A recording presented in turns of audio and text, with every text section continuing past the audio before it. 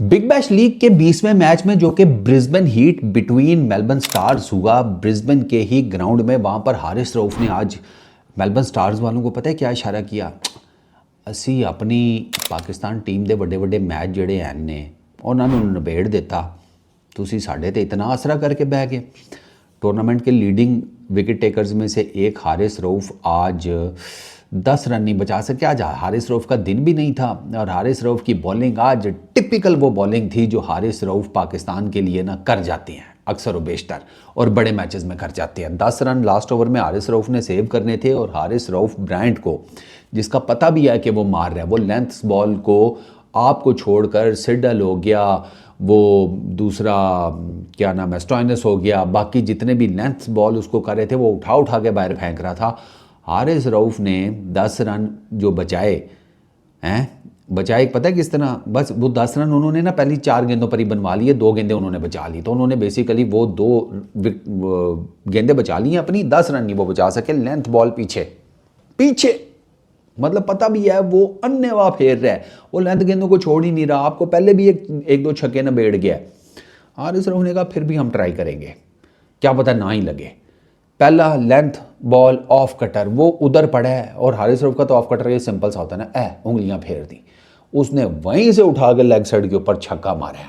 ठीक, एक 6 run score बराबर हो गए, पहले सिंगल बना फिर एक डबल बना फिर ये छक्का पड़ा, उसके बाद अब 4 वो स्कोर बराबर हो गए हैं। अब हारिस रऊफ के कोई खुच्चे में यॉर्कर कोई इस तरह कोई चक्कर ही नहीं है, फिर एक गेंद पीछे मारा है शॉर्ट ऑफ लेंथ, पता भी है थर्ड मैन भी आ गया है, पॉइंट भी आ गया है, कवर पॉइंट भी आ गया है, ये पॉइंट, ये पीछे 2 फील्डर खड़े हैं, वो दोनों 30 यार्ड के अंदर है, वहाँ पर तो बड़े आराम से उसने सिर्फ अपर कट ही खेल दिया तो आपका तो हो गया। हारिस रऊफ ने फिर शॉर्ट बॉल मारा, फिर वही पीछे पड़ा हुआ गेंद, क्या ऑस्ट्रेलिया की विकटें हैं, क्या ही हो जाएगा, अगले ने अपर कट मारा, वो चौका हो गया।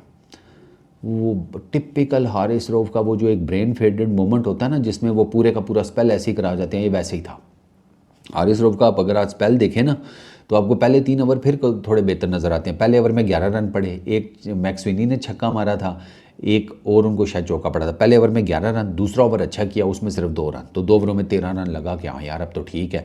अच्छा, फिर उसके बाद तीसरे ओवर में उन्होंने माशाल्लाह से रन खाए 15, हाँ तीसरे ओवर में उनको 15 रन पड़े, तो 3 ओवर में 28 हो गए। हारिस रऊफ का सिर्फ आज एक ओवर अच्छा गया जो दूसरा, जिसमें उन्होंने 2 रन दिए बस, बाकी सब में आप समझे उनको कुट पड़ी है। और आखिरी ओवर में 10 रन बचाने थे, हारिस रऊफ से वो 10 रन नहीं बचे भाई। बट हारिस रऊफ का वो असल में, हालांकि 10 विकटें हैं हारिस रऊफ की, 4 बॉलर हैं जिनकी 10 विकटें हैं बिग बैश लीग में, हाईएस्ट विकेट टेकर्स में एक है Peter Siddle, Edwards, Tom Curran, Haris Rauf, इन चारों की 10-10 विकटें हैं। लेकिन इन चारों में सबसे ज़्यादा जो इकॉनमी है वो हारिस रऊफ की है, 8.5 की। हारिस रऊफ की 8.54 की इकॉनमी है मेलबर्न स्टार्स की तरफ से।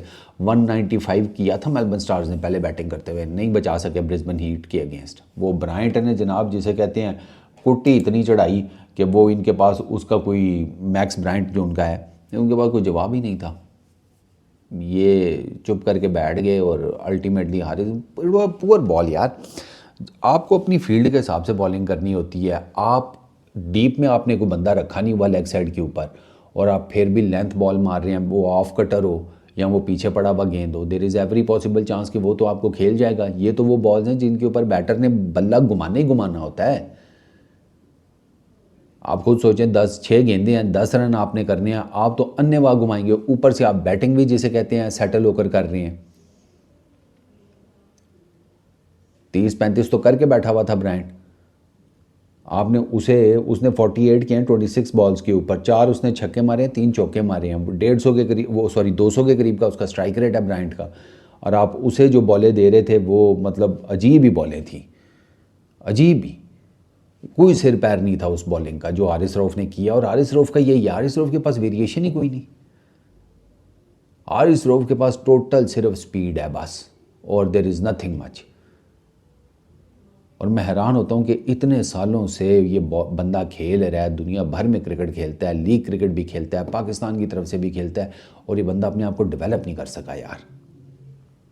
कोई होता है ना कि कोई वेरिएशन हो, कोई नकल बॉल हो, कोई जिसे कहते हैं मून बॉल हो, कोई यॉर्कर मारने की एक्सपर्टीज़ हो, कोई चक्कर ही कोई नहीं। वो बांग्लादेश का रिपोन यंग सा लड़का है, वो यॉर्कर पे यॉर्कर मारता है, बंदा हैरान परेशान हो जाता है।